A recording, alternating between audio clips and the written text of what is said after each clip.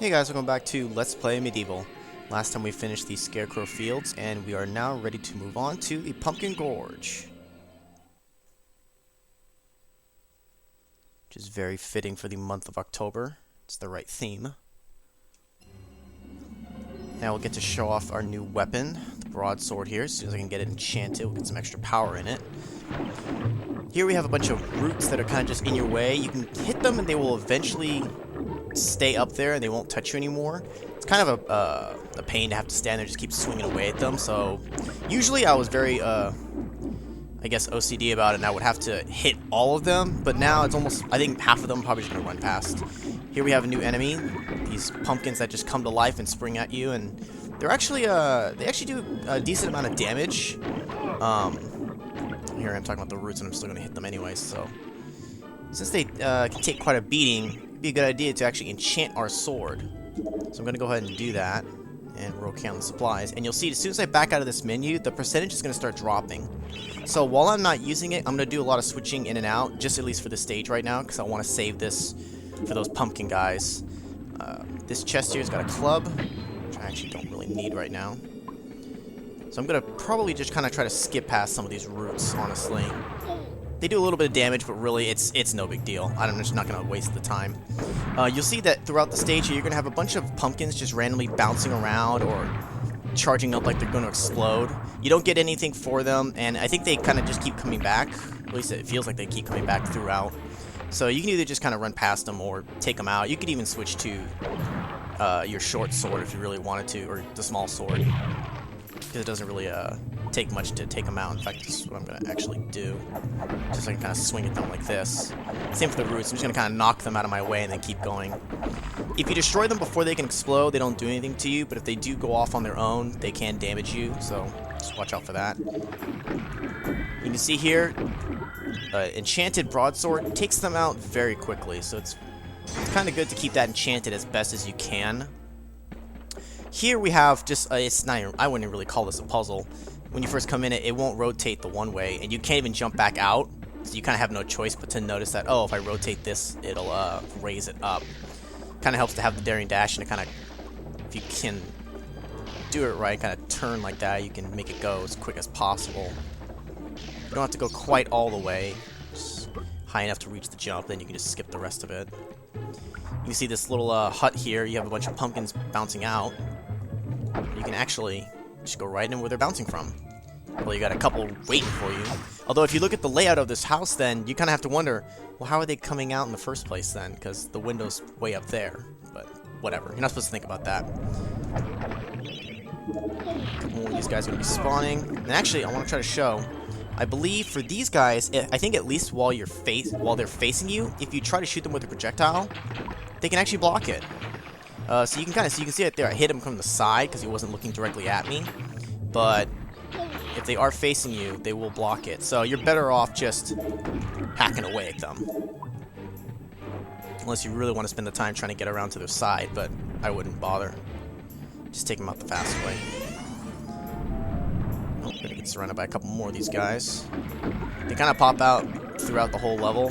So that's why I don't want to keep my enchanted sword out the whole time, because it's just going to be wasting the percentage otherwise. I'd rather just keep swapping in and out. Try to maximize it. Some of the parts later on I won't care so much. Your sword doesn't have to be enchanted. It's just kind of nice to have it that way as best you can. Trying to get rid of all these little guys. Okay, let's use our dash a bit here. There we go. I was wondering why it didn't open earlier. Maybe I was at the wrong door. I think I was actually at the wrong door. Whoa.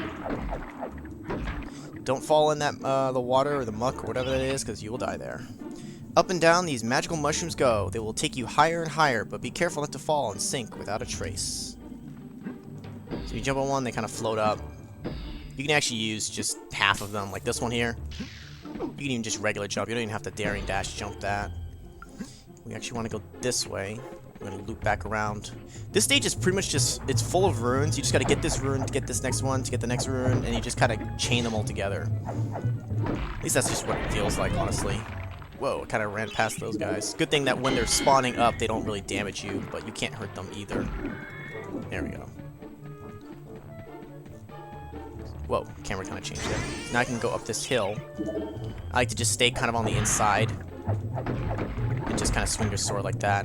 It's just a bunch of little bouncing pumpkins, so you could honestly just run through it or just shield your way through if you really wanted to. Like that. And actually that might be a good idea because there's actually a shield up here, so you can just replenish whatever you lose pretty easily. There we go. I'm actually going to need the hammer here. So now I got another rune, so I can open the next door, which will eventually get us to another rune. And I'm actually going to go this back way here because you can just jump around that. Much quicker to do it that way. Now this here, I don't know. I tried during my practice run. Let me see if I can grab that instantly. No, I don't know if you can do it just in time before it raises up.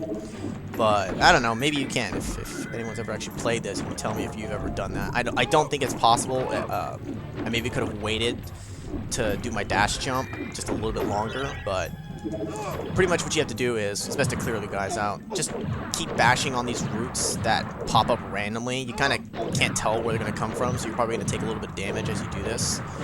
It's kind of a hassle, but you do need to just keep bashing it until it lowers enough so that you can actually reach the rune. You don't have to go all the way. That's what I used to do. I would just make it go as low as possible, but if I can... There we go. There, I barely reached that, actually. The roots would just continue to do that, though. Actually. There we go. So you put another rune in, it actually opens up both of these doors, though they loop around to the same way. So I'm actually going to go this way, because when you go this way, rocks will come down and block your path, but it's no big deal. You just bash them out of the way. The other path, I'm going to check. Oh, okay, it does have enemies, and as well as a bunch of exploding pumpkins. Sometimes those things cause some frame rate lag. There we go. Oh, there we go. Get some more guys spawning. We try to keep killing all these guys along the way because you actually need quite a bit to fill up the chalice for this stage here. Because actually, up there is the exit, so I don't want to go that way anymore. And actually, you can see my broadsword is, even with swapping it in and out like that, for the most part, it's already depleting very quickly. So I'm actually just going to let it run out at this point. There we go, get a couple more enemies to spawn. Actually, quite a few more. Holy crap. Ow, you can see they kind of just gang up on you like that. They actually do some decent damage to you. This root thing can just stay here. So now, gotta be careful. Don't want to dash down into the muck. Just jump around it again because I'm lazy. I believe once I get back near the entrance again, I should get some more to spawn somewhere. I know I need a couple more. I'm just not sure where they'll spawn in. Actually, they might spawn in back towards the entrance now that I think about it. You'd actually see there's a health vial up there. You would know that coming from the front the first time though. There we go. Just need a couple more of you guys. I think this will be it. There we go. Alright, perfect. Just enough for the chalice. But the question is, where is the chalice? You can actually find it very early on. So we're back at the start here, so when you go off to the right path where the merchant was, which I can actually use to enchant my sword again. What I usually do is I like to switch off of the sword before I enchant it, because you see as soon as I go enchant it, when I come out of the menu, if I have it equipped, it already starts ticking down. And again, with my old habit of trying to have everything at 100%, I hated that, so I would always make sure I swapped off of it first. But again, it doesn't really matter too much to me now. I don't really need the bolts. So the reason why they gave you the club here is because if you look closely at this wall, you can actually see that it can be broken. So periodically, I guess they'll just keep giving you clubs like that just to make sure that you can get inside in case you never did get the Warhammer. And there's the chalice. A couple more random roots, I think, as well as a few random pumpkins are going to come our way. Just kind of shield through them, honestly. I'm too lazy to switch back here. Get another health vial, and we're good on health now. So now we just got to make it all the way back to where the exit is. And that's pretty much the end of the level. It's a pretty straightforward one, since a lot of the ways are just constantly blocked off until you get the next rune, so you can't really go wrong. A couple of paths that loop around each other, but nothing crazy. The next level is going to be actually pretty simple as well, which is actually going to be a boss fight. Get that out of my way here. And we're home free. bow down before the master of the vegetable patch, the prize-winning plant who can summon an army of cabbage with a wave of his noble tendril. He's delicious, he's nutritious, he's Zarok's secret recipe. He's the Pumpkin King. When you actually see the Pumpkin King, I'm not sure if you're going to agree that he's delicious, because he actually looks kind of nasty. I would not be one to eat him, even if I could. So we're going to head back to the Hall of Heroes, which I realized when I was talking about originally how you get a lot of items, and maybe there's a couple of other things. You get like the life bottle from Kenny Tim, and Gaining allies in the Hall of the Heroes is the way forward. Hack, choppity chop, off with a few zombies' heads, and it thinks it can redeem itself in battle. You still have a long way to go to rank as the best.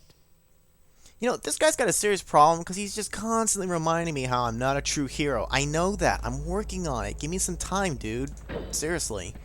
Anyways, what I was saying is, Kenny Tim, we got his weapon. Then he gave us a life bottle, which was nice. Then we went to the Warhammer guy. He gave us his hammer and then some chests of gold. Here, Woden the Mighty, he gave us his sword, which was nice. And guess what he's going to give us now?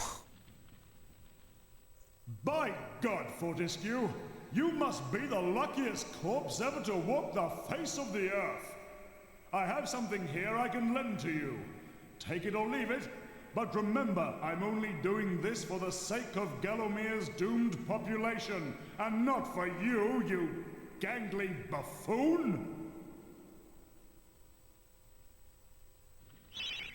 Well, this guy's still busy making fun of how we're not really a hero, but he will give us some gold. Although he did say that he's only going to lend it to us, so is he actually expecting us to pay this back? Because I do not have any intention of paying him back. But anyways, we're actually cleared on the first floor now. So the next time we come here, we'll actually be able to head upstairs finally and get some of the bigger and better rewards.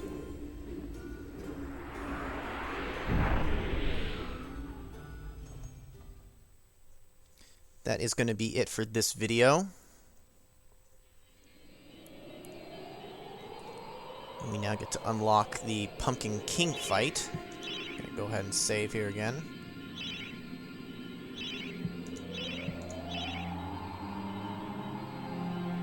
And there we go. So Pumpkin Gorge is now done. And in the next video, we're going to head to... I don't know why they call it the Pumpkin Serpent when they just called him the Pumpkin King, but whatever, semantics. Anyways, that's it for this video, so I'll see you guys in the next one.